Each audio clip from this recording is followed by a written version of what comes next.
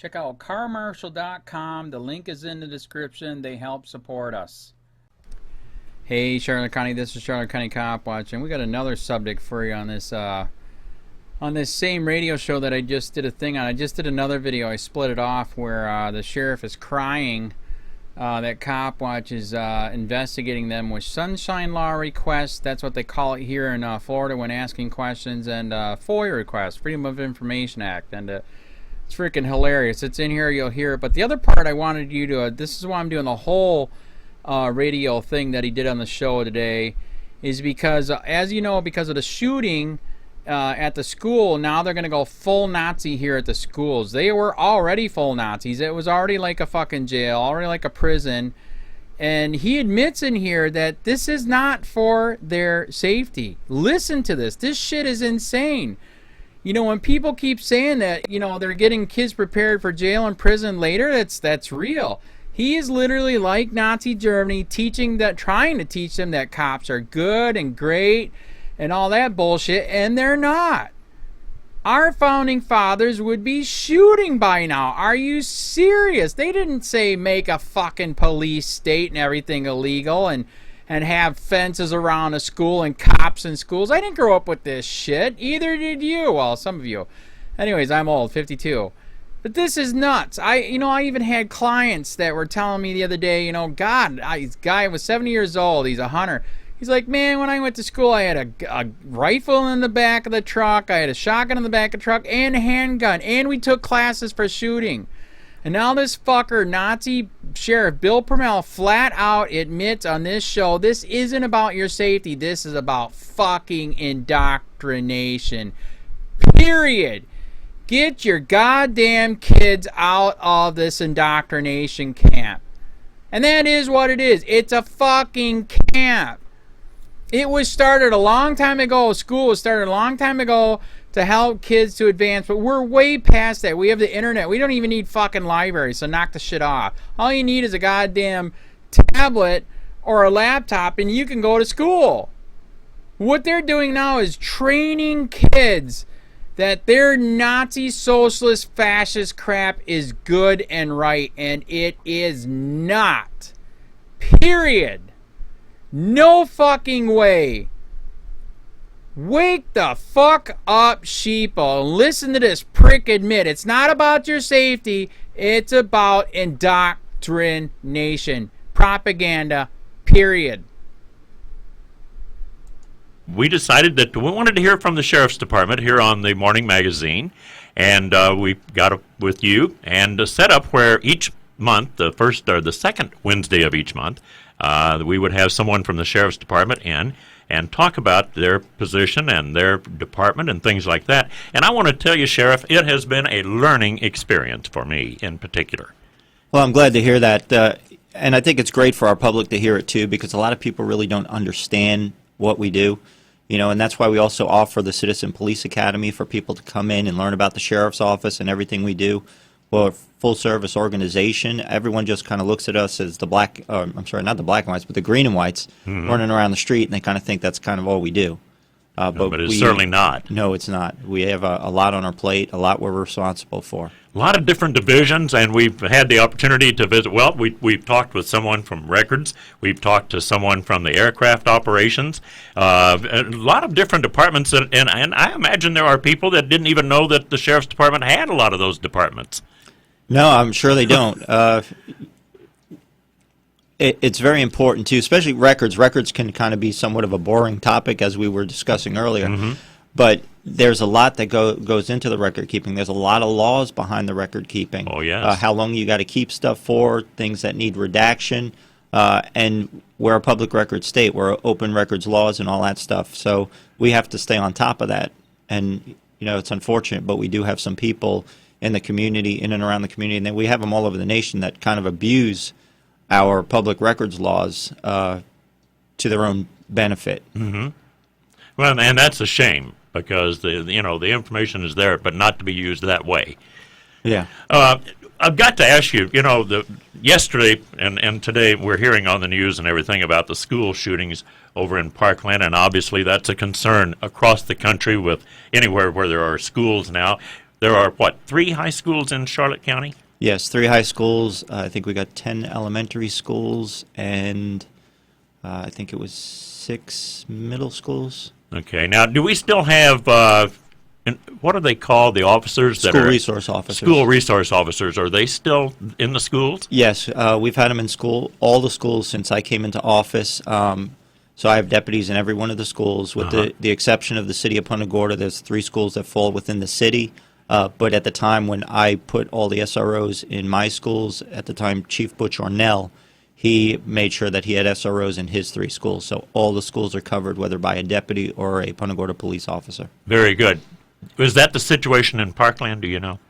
That I'm not sure of. I heard that they've had security. I don't know if they had an SRO or not. Yeah, because I haven't, in all of the reports I've heard, I haven't heard any mention of that, and I was just curious. Because evidently it can make a difference. A lot of it comes down to funding. From what I understand, they're a pretty somewhat wealthy area, but it does come down to funding. Like when I put SROs in our schools, I had to meet with our Board of County Commissioners. I also had to meet with the school superintendent at the time, because what we do is we kind of do a little bit of a split. They pay 35% of the salary. The school pays 35% of the salary, and then I budget for the rest of it. So it's a partnership. Because that's not a general assignment with the Sheriff's Department? No.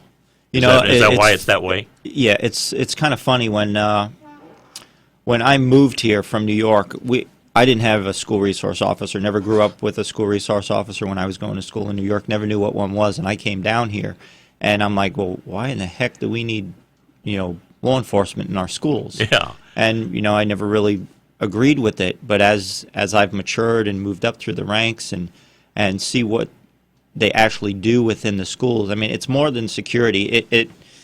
It started here with Charlotte County. Many years ago, Sheriff Davenport had put SROs in all the schools, but then when the economic downturn, the school board couldn't afford it anymore, and we had to find ways to cut back in the sheriff's office. So Sheriff Cameron had to remove them from the elementary schools and some of the middle schools. But then after Sandy Hook happened, after I was elected in 2012, it happened at the end of 2012. I took office in 2013. And I had a lot of parents contacting me and saying, hey, we want a school resource officer in our schools. We want them to protect our kids. And I'm like, listen, I said, if you guys are coming to me strictly because you want security in your school, that's not what a school resource officer does exclusively. They're there to mentor, they're there to teach, they're there to build relationships. And yes, in the event something happens, they're there to try and protect your child. So if you're in agreement with all that, because the SRO program is so much more than just having an armed deputy in your school. Said if you're in agreement with that, then I will move forward. And we did that. I met with the school superintendent. They were able to come up with money on their side. I budgeted it in with the budget and met with the county commissioners, told them what my plan was, what I was doing, why I was doing it. And in 2013, we outfitted all the schools with SROs. And like I said, they're doing so much more. They are actually in the classroom. They're teaching. They're teaching various subjects. They'll come in each month. They usually have a topic that they cover in all the schools, and it's all age appropriate because, of course, we're dealing with K through 12. Sure. So it's age appropriate, and they deal with the drug stuff, bullying stuff. With the older kids, they do the sexting. So they have a topic that they try and cover in all the different schools every month. Okay, now you've been doing this 3-4 years, and before that, the former sheriff had it in place. Has it been successful in your opinion? Yes, I think it has. It's funny to see because my school resource sergeant, she recently retired at the end of last year, and I worked with her in major crimes and all that stuff. So she was with the agency a very long time, and it was funny to see when I'm out with her doing some follow-up stuff. Some kids that are now grown would walk up to her and say, yell out to her, "Hey, you were my SRO," and they'd come up, give her a big hug. So it's very important, the relationships they build. Yeah. And we want to show the kids, we want to build that trust, we want to build that relationship so they're comfortable coming up to us and telling us if they have a problem or if they've recognized that another student is having a problem. And then hopefully we can interact and we can we can come up with a solution or find out what's going on. Yeah. You know, a lot of areas in major cities, major metro areas have cops that on a beat, and they walk the streets, literally. And but in an area like ours, we don't have that available to us, where there's some cop on the street, walking the streets and covering his beat. So we only see the police officers in their cars driving on the streets and stuff. And it's kind of taken away that personal contact a little bit. So I can see where this would kind of restore that. Yeah, you know, it is tough to do beat work in our county because we're so big. We're spread out. We're not a city area where you can put a law enforcement officer on a city block.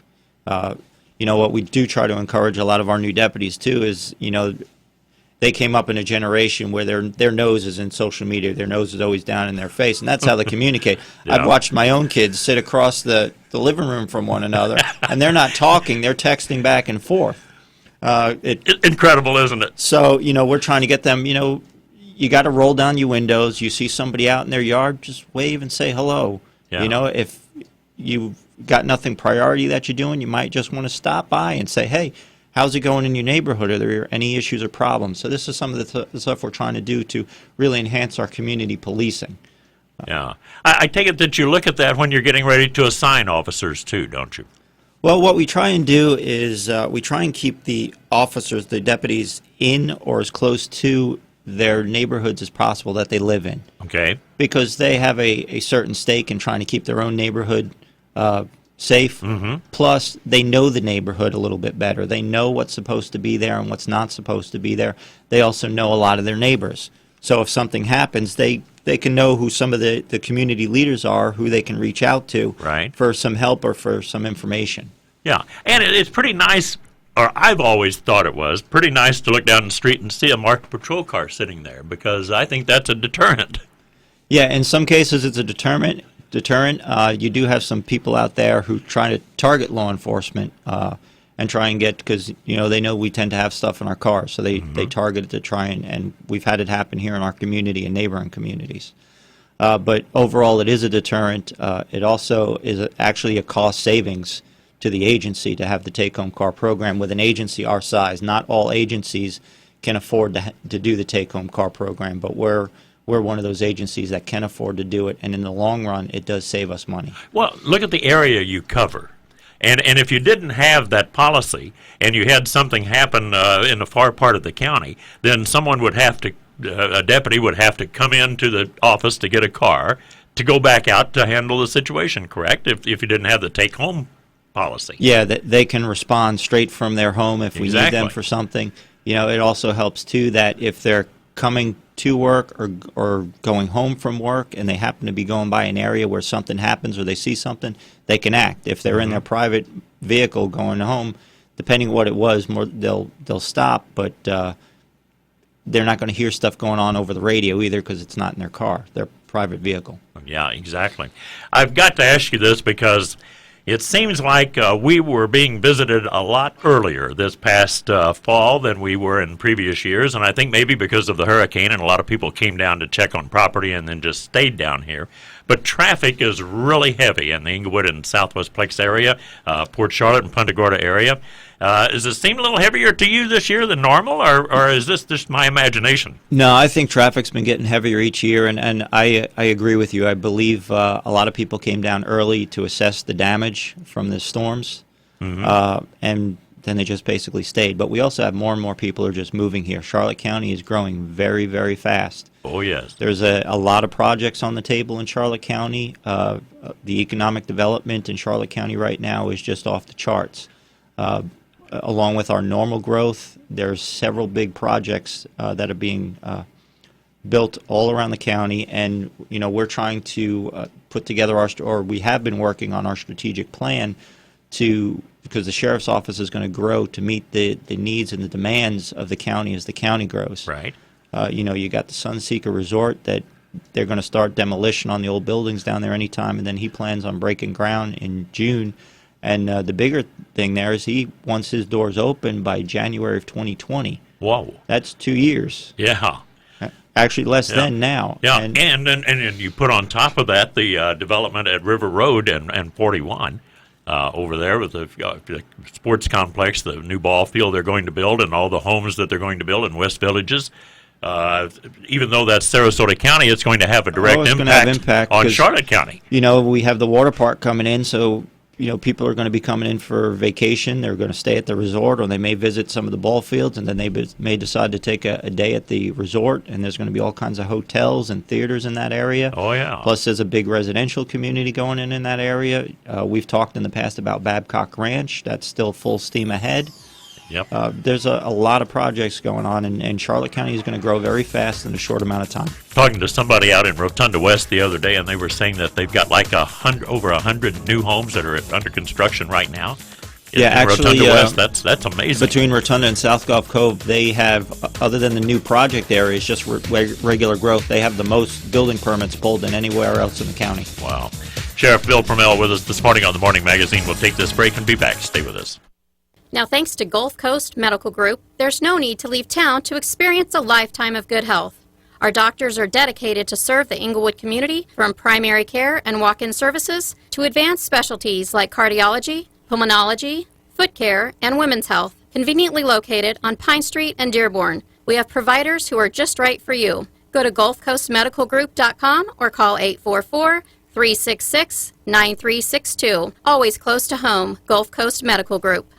Norma Jean's Best Little Sports Bar in Inglewood with happy hour Monday through Friday all day. Daily specials as follows. Monday, $5 deluxe burgers and fries. Tuesday, 75-cent wings all day. Wednesday, tacos and salsa, $5 all day. Thursday, boom boom shrimp, 3 to close, $5. Friday, fish fry, $7.99. Saturday special 8-ounce sirloin dinner, $11.99. Sunday, special NFL menu while watching all the NFL games. Great sports, great eats at Norma Jean's, located in the Lennon Bay Plaza. America's appliance experts are now at your Sears hometown store. We have been serving the Englewood area for over 3 decades and will continue serving the Englewood community for decades to come. Shop today at Sears for a full range of appliances, tractors, mowers, and mattresses. Plus, use your Sears card for an additional 5% off special financing. No credit? No problem. We have the best leasing program around. See store for details and sale prices. Your Sears hometown store in Englewood. Located in Englewood Square just south of Dearborn Street on 776, a few doors down from Save-A-Lot. Beach Discount Liquors wants to welcome all of our friends from up north back to paradise. Beach Discount Liquors is fully stocked and ready to accommodate all of your beverage needs. Conveniently located at 1600 South McCall Road in Englewood, Beach Discount Liquors is known for their great prices and knowledgeable staff. They've been voted Englewood's #1 liquor store again and again. Beach Discount Liquors, your home away from home beer, wine, and liquor store.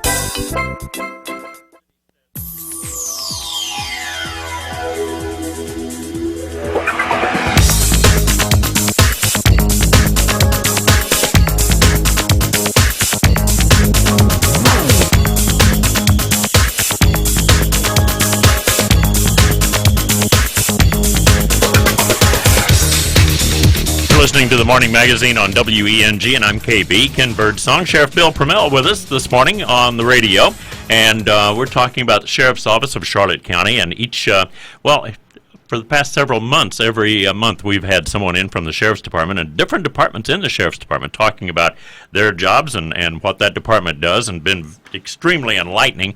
And we were just talking about the traffic and all of the new building and all that's going on in South Sarasota County and in Charlotte County. There's just a ton of things going on, and more people are moving in. We're building more and more houses, and they're talking about more affordable housing. The place is just going wild, I think, isn't it? Yeah, well, several years ago, somebody had said that Charlotte County was one of Southwest Florida's best-kept secrets. Well, someone let the secret out.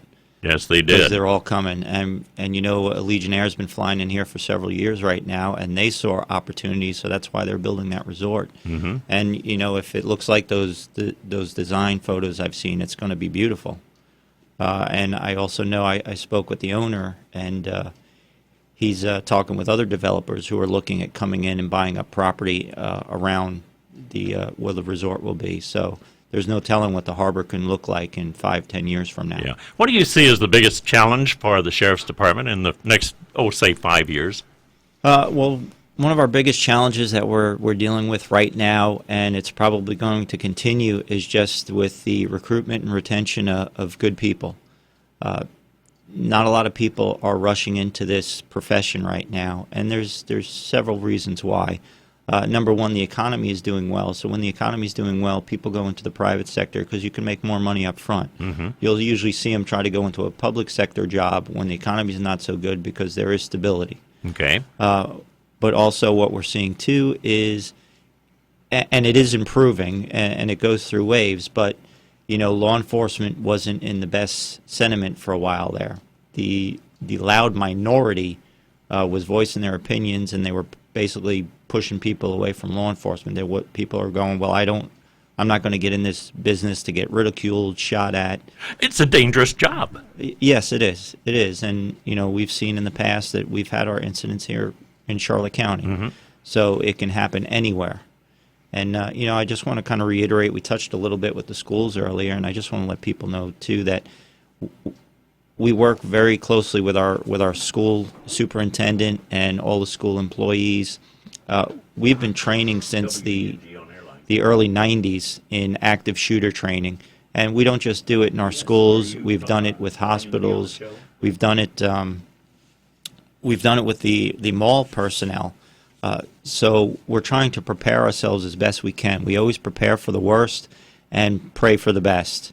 Hold on. Okay, sorry, I had to take care of this, and we've got several phone calls here this morning. You want to take a phone call? Sure. All right, we don't have a whole long. We've got about 3 minutes or so. Good morning. You're on the radio with Sheriff Bill PRUMMELL. Good morning, Sheriff. I believe you said something, I may have misheard it, something earlier, just a few minutes ago, about the public is abusing the public records system, or... No, we have some groups out there that like to use the open public records laws to abuse, how do I say it? They're basically abusing my staff with some of their comments and requests they're making.